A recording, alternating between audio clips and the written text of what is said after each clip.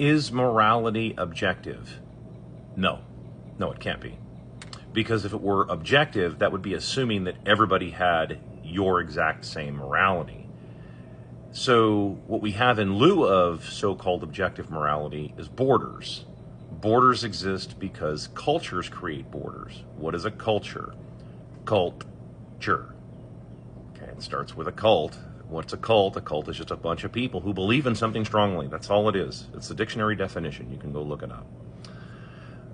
Prior to a cult, usually somebody comes up with what seems like a good theory or a good idea. And then somebody else somewhere along the line asks, like, well, what about this? And then that person who came up with the original idea didn't have an answer. And rather than say, boy, I don't know, we should look into that, because that would be scientific, they said, well, it's because it's God's will. And they just create a religion at that point. That's the nascent beginning of religion. It's not scientific. It's the refusal to ask questions.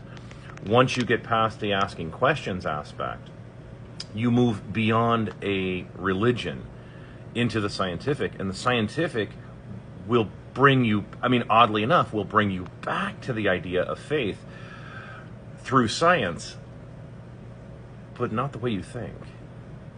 Okay? It's not the way that you think it happens. There's a process here. So you have to get past the idea of religious indoctrination, which is most people, and that's not going to happen, by the way. It's not going to happen. Not in my lifetime, your lifetime, or probably in the next 2,000 years. It's not going to happen. People are too bought into it because to them it gives them this idea of something to live for. You have to get past nihilism. Most people never make it past that. I just saw somebody recently. She was talking about nihilism, and it's like, most people can't survive getting past nihilism. If you become an atheist and then you eventually give way to nihilism, most people can't get past that.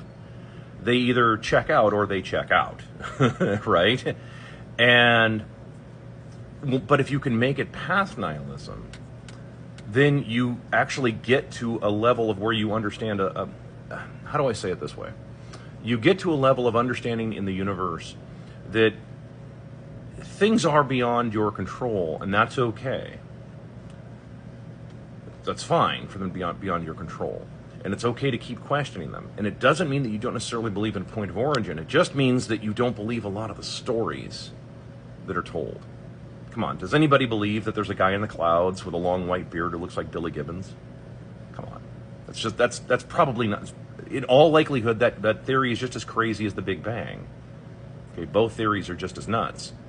But on paper, when you look at them, right? But when you get past that, you start to see the complexity. Again, this is assuming you make it past nihilism first, and this is different.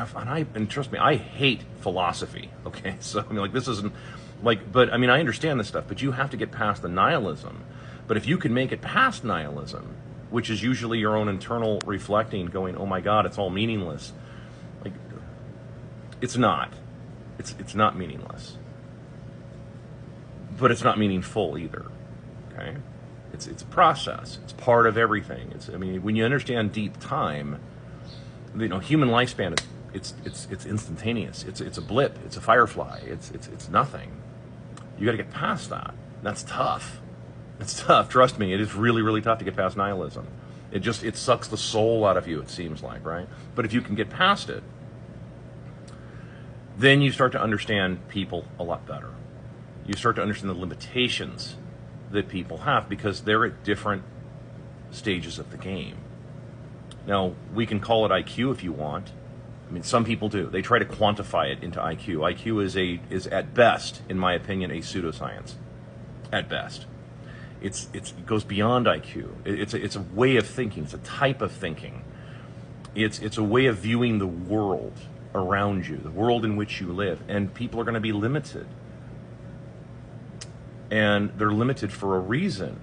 It's because, think of it like this. This is the best way I can think of describe it. Think of, they're just starting to play the game. Okay, they're a noob. They don't know. I'm using a video game analogy. Okay, so let me get all Ready Player One on you on this one. If you're in the game and you're brand new, you're going to be limited in your view.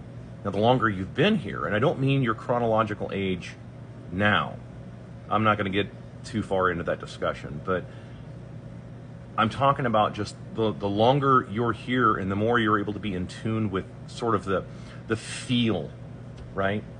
I've used this analogy before. I can talk to you about the theory of aviation all day long and how the wind goes over the top of the wing and creates a Venturi effect. I mean, I can talk about the fluid dynamics of that stuff all day long. We can talk about the theory of flight on the ground all day. But until you're in the air and flying that plane yourself and feeling what it feels like to be in the plane and to have the forces of gravity that are pushing and pulling against you, and catching thermals and so forth, until you're in that situation, you have to be there. Okay, so that's it's a way of feeling and adjusting to the world around you. And some people aren't there yet. This is a problem I have, believe it or not. I'm actually confessing something here. This is a problem I have because for years, I assumed everybody knew this stuff. I thought everybody knew all of this. It wasn't until very recently that I was informed that, like, no, most people don't think like this, and they don't know it. I did a video about that, I don't know, like 2-3 weeks ago or something. But I mean, but that was kind of it. And it's been kind of rattling around in my head recently. And when I see this thing where there's people like, well, there's objective morality. No, there's not objective morality, because if there were objective morality, there'd be no need for borders, because all the cultures would be the same. No, there's limitations. And those limitations are why you have borders. Think of it like this. For the people who are religious, think of it in these terms. Why doesn't God just let anybody wander into his kingdom willy-nilly? Think about that. Contemplate that. And maybe you'll have an idea of what I'm talking about.